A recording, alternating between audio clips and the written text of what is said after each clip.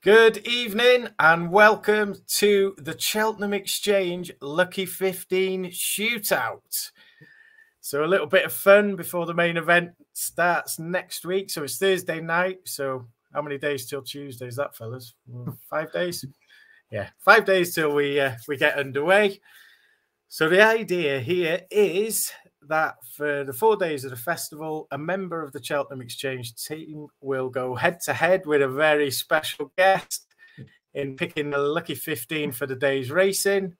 We'll then place the bet with Corals. The current market is non-runner money back market that we'll be using. And any winning proceeds will be donated to the Injured Jockeys Fund. So all a bit of fun. There may well be non-runners in there, but as we say, you should get some nice juicy prices as well. So without further ado, this is the first video in the series, day one of the festival. And with it being day one, who else could we have? Very, very special guest, Mr. Cheltmental himself, Mr. Dave Young. Hi, Dave. How are you doing? Hi, yeah, I'm good, thank you. Busy, tired at the moment. Late couple of nights the last night, but it's reaching that point now. Like you say, it's 5 days till that first day, isn't it? Sort of calms down for a little bit, doesn't it? Until Sunday when the final decks come out, and then you question all of your life choices until the day of the race. Keep looking at the weather reports and hope that the year's work's actually going to come to fruition. But yeah, really excited about it now, and I appreciate being invited in this as well. Couldn't have picked a harder day for me to go in with it, so I'll get the excuses in early. But if I do land it, the plays part of my bet pays 500 to 1. So if all of them come in, I think I'd be able to buy a jockey if we give it to the Jockey Fund. But that's what we're aiming for. Shoot for the stars, right? Love it, love it. And of course, you're sitting pretty on Ante-Post, Dave, all year long. Yeah, mate. Yeah, hopefully we'll have to see how it goes. It's one of them. Like I had a few opinions through the season, got quite a few of them wrong. He's just I can't imagine any scenario in my head where he doesn't win the race. So I would be flabbergasted if he gets beat. But we are where we are, aren't we? I'm bullish and I'm pretty confident. But horse racing, right? I've been wrong before. I'll be wrong again. Love it, love it. Okay, and taking on Dave is our very own Jonny. How are you doing, Jonny? Okay? Yeah, all good. Nearly all started set. The wind down now. Got half a day left in work tomorrow, and then it's all systems go. Start doing a bit more handicap research over the weekend. Great stuff, great stuff. How are West Ham getting on? 0-0 half time. Bit of an even Steven game at the minute. Okay, right, we'll jump straight into this. Day one action. And of course, we start off with the Supreme Novices Hurdle. Have either of you boys got a selection in this race? Jonny has a selection. Jonny has a selection. Away you go, sir. Right, well, my thinking behind this really is after the... what Willie said today to the Sporting Life, I think it was, that it's looking like Ballyburn will be going to the Gallagher's now, as it's called. So I thought I'll start looking at this race, and there is one that I quite fancied anyway, if Ballyburn didn't go here, and that is Tully Hill. Now, I know he's still got mystical power in there as well, and obviously Ballyburn's still in the market at the minute. But I think Paul will end up riding Tully Hill now because you'll get Mark Walsh on mystical power. My thinking behind it really is Willie and Paul must have chatted here, and maybe they think that it's Tully Hill that can win this race, and Ballyburn taking the Gallagher's. So I just think that maybe they feel like they've got a better chance in this with Tully Hill than they do with Hill Atlantique in the other race. So that's my thinking behind it. They must know how he'll get on against Firefox, because obviously Ballyburn's been up against him, and I know he lost, but I don't think he was spot on that day. So they must be using him as sort of like the benchmark, and I just think Tully Hill is a decent price still. I think is he 4 to 1 at the moment? 4 to 1 we've just got there with Corals. So yeah, nice. So I just think it's worth taking a chance there. Mullins and Town in first race. What could go wrong? Exactly. What could go wrong? Thank you, Jonny. Okay. So we move on to the Arkle. Has anybody got a bet in the Arkle or a selection in the Arkle? Dave, away you go, sir. Lovely. I mean, I know you want to keep yours. this quick. You know I like to waffle, but John's definitely on the right one in the Supreme, I think. Good shout with that one. Hey, right, he's not going to be in the right one in this one, though, because I thought she's put his hand up, and I know that no one else is talking about this horse so much at the moment, and that's not me trying to claim it to be the only person that would have bet it for the season. But the first selection is Matata in the Arkle, 18-1 with Coral. A little bit tiny bigger elsewhere, but 18-1 still too big. I know Gaelic Warrior's talking to come here. He has got the outstanding figures, 158, 160 RPRs, but they're both going the other way around, aren't they? Matata doesn't have anything to find on any horse in this field. I cannot understand the price. As far as I'm concerned, they're going to run Master Chewy and Matata in here, but Master Chewy wants a flatter track. Matata's a bit of a rogue as well. So as much as we love Gaelic Warrior for it, and we'll forgive him some defeats and mistakes that he might make, Matata's a bit of a dog. Like, was 101 when got beat by Liberty Hunter. That's course form at Cheltenham. Goes on any ground. There is, again, it's like we talked about this in the prelims, and we talked about it there with Tiapu. Like, I've got no excuses for Matata getting beat in this unless she just gets beat by he gets beat by like a very good horse. And I don't know if we've got one in the race this year. 18-1 stupid. So Matata's in there. And then because we're doing the Lucky 15, all my selections are quite big. So it'll be an each way lucky, please, OJ, if that's all right. Fantastic. Like that. I've actually got a little Ante-Post bet on Matata, so I'm delighted. Can I change my selection? I'm joking. you know the OJ jinx. No, we got that one. It's a good shout, I think. You should have put me up against Ian, though, shouldn't you? Because Henderson's not going to have a winner on the first day now. You've given me the hardest person. Go on, John. Tell us who's going to win the Arkle, I guess. Right. Well, I've looked at the Arkle, and I just think if you run this race probably 10 times, you'll get 7 or 8 different winners, won't you? Because it just looks so open now. Now Marine National. I was firmly in Marine National's camp, despite his run at DRF. And I've been looking down, and I know our old mate Scotty's put this one up a few times, but I'm sticking with the Cheveley boys again, going with Rachel and Henry this time, team up for this one. And I just think Quilixios has got a good chance in this now. If you look at his form this season, he started off over 2 mile 3 where he won fairly easily. Then they stepped him up to 3 miles, and that didn't go down well at all. He finished 6th to Favre de Chamdou. Then they brought him back down to 2 miles where he beat Saf Ferrer. And he just looked more of a natural, I thought, at 2 miles. He just looked much, much better. He's obviously won the Triumph here over 2 miles, although on the other course. So he has got a bit of course form, even though it's not technically the same course. But he obviously quite likes the place. I just think at 13-2, is he, OJ? Was he on that? 13-2, yeah. I just think it's a decent price. And like I say, I think this is anyone's, and it's just worth taking a stab at one of these. So, yeah, I'm just going with Quilixios in this. He's one of my old favourites, and get him in the book. But I do quite like Dave's reasoning behind Matata as well. So, I might have a little sneak each way on that one. Love it. A single. Okay, we'll move on to the third race of the day. And how are your cojones, boys? Is anybody having a selection in the Ultimate? Oh, love it. Okay. Dave. Oh, yeah, it's ladies first, isn't it? I get the first dibs on this one. So it's a matter of, what do you call it? Etiquette. Oh, yeah, very kind of you. Thank you very much. It's a mere formality. I get it. Right, so this one, I'm not doing this intentionally. For anyone out there that if this horse is a non-runner thinks I'm just doing it to get a unit stake back so I beat John. But if that happens, then I will take the win. But I really, really, really think I can make not necessarily like a strong case, but I think I can make an argument that Victorino should go here for Venetia Williams. Running at Ascot this season's looked pretty good. Don't think anyone knew what sort of quantity this horse was going to be on his chase debut, but he's only up a few pounds from that mark. He's beaten the likes of Man that's gone on and sort of stamped the form. Phlegmatic's been a good horse as well throughout the season. They tried him at Cheltenham over 2 mile 4, completely the wrong trip. I would only imagine that they did that, and I would only imagine that Venetia's kept him in at the 6-day stage because they were intending on running him all along in the Ultima. I think she's won the race in the past, or she's at least had good places in the race before. If Victorino does run, he's a mad price. Even the 20-1. Like, I know the Ultima, you do sort of want to go towards the head of the market, but we see it year in, year out, don't we? That trends are good for sorting out maybe 90% or 80% of the winners. This will be the fly in the ointment. If she runs Victorino, I've got no doubt it wins the Ultima. Oof. Now, Confident. where's that coffee jar? I'm totally going to jinx everything for you on day one, Dave. Okay, Jonny, beat that.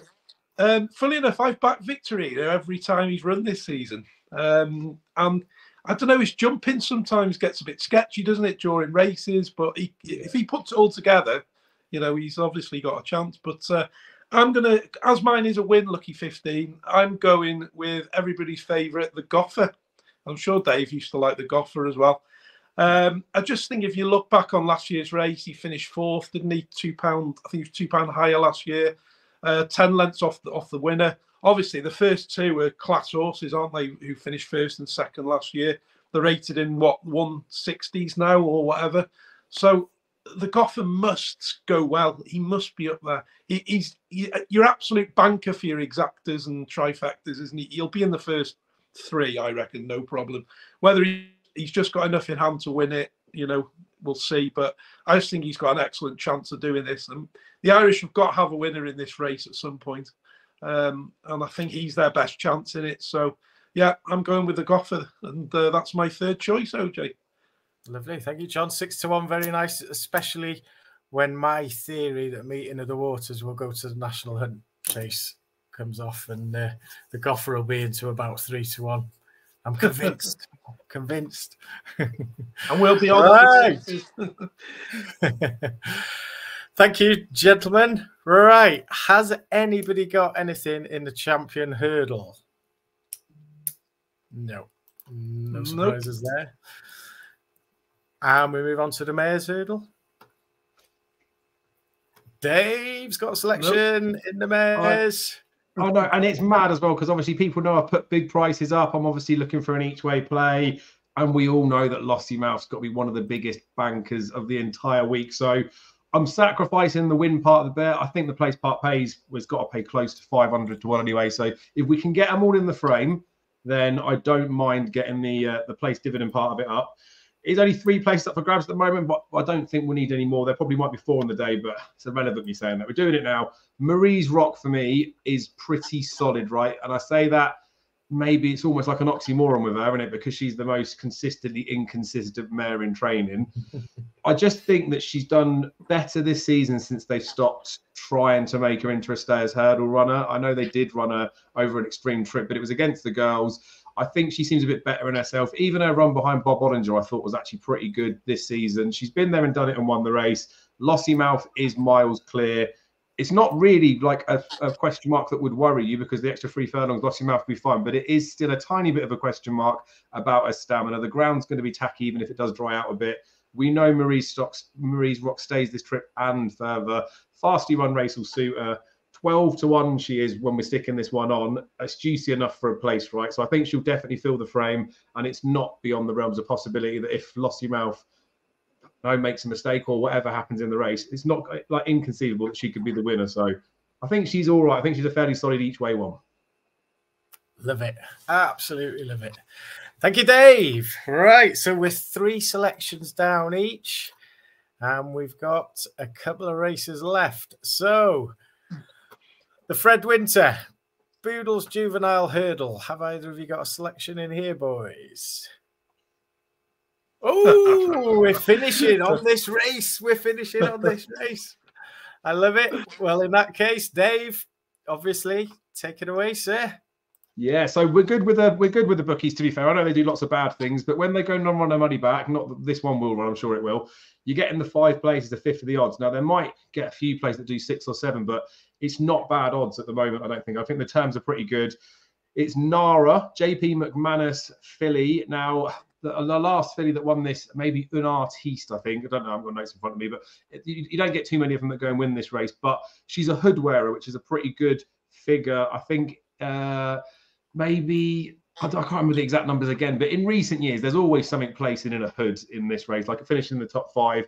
She was found in season after her first run this season when she was due to run again. She ran recently and she was supported, which was strange because she was giving £7 away to horses that she should have got £7 from. So she was a stone wrong, travelled really well into the race as well that day, but was never going to find anything, was never going to do anything. She was an easy one to hide in behind. She's got some like real good back class form. Like some of her French stuff is real decent. So I've no doubt since the start of the season, they've had the Boodles in mind with this horse. The in-season stuff, I don't know if that's a positive or a negative to take out of it, but whichever way it's framed, she's in off a mark that I think is pretty light. She's a reasonable price, 14 to 1 with Coral we saw on there. And again, I've probably got no doubt that she's definitely in the frame. She could win the Boodles too. So Nara is the 4th and final selection. Fantastic. Wow. Loving that. Lucky 15. Okay, Johnny, take that one on. Well, I think you know what I'm going to put up here, OJ. And that's the other JP horse, the Milantino. Obviously, I've been big on him all season, haven't I? So I can't desert him now for this, the purpose of this. Obviously, he's had the good thing is he's had a couple of course runs already, hasn't he, this season? One on the old course, one on the new course.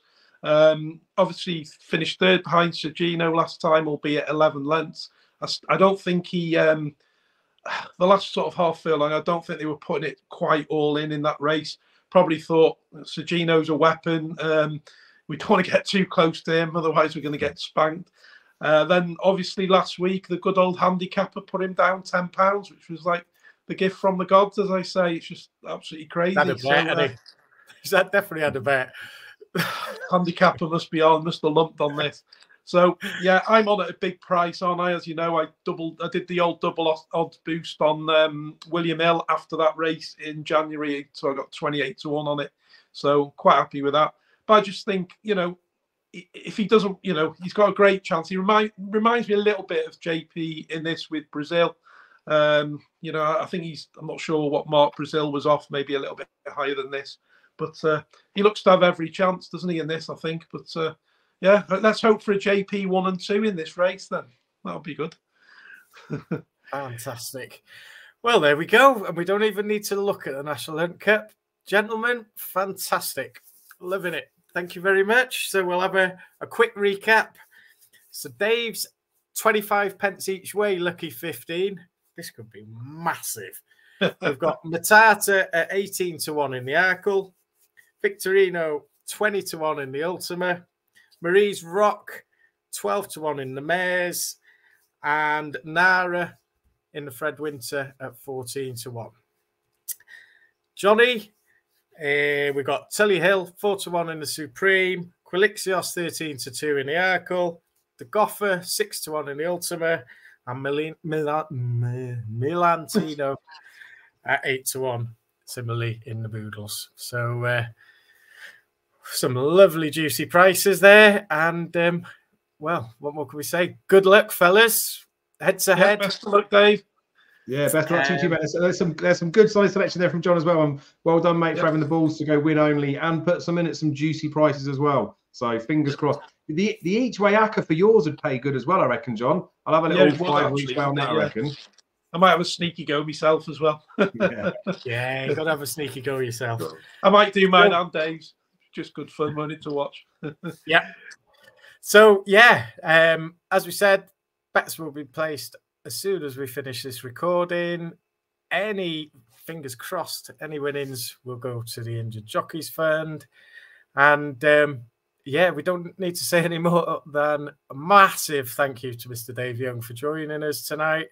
Thanks for having me. It's pointless saying if you're not already subscribed to the Cheltmental channel, because people already will be. But if there's any strange people out there who aren't, get yourselves on Cheltmental, give it a watch.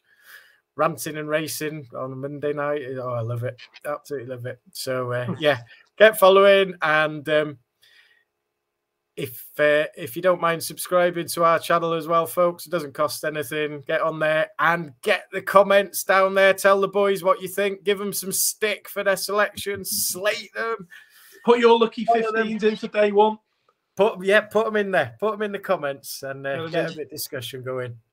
And yeah, once again, thank you very much, appreciate your time, gents, and enjoy next week. Have a great festival, and we'll be back soon with day 2. Thank you very much.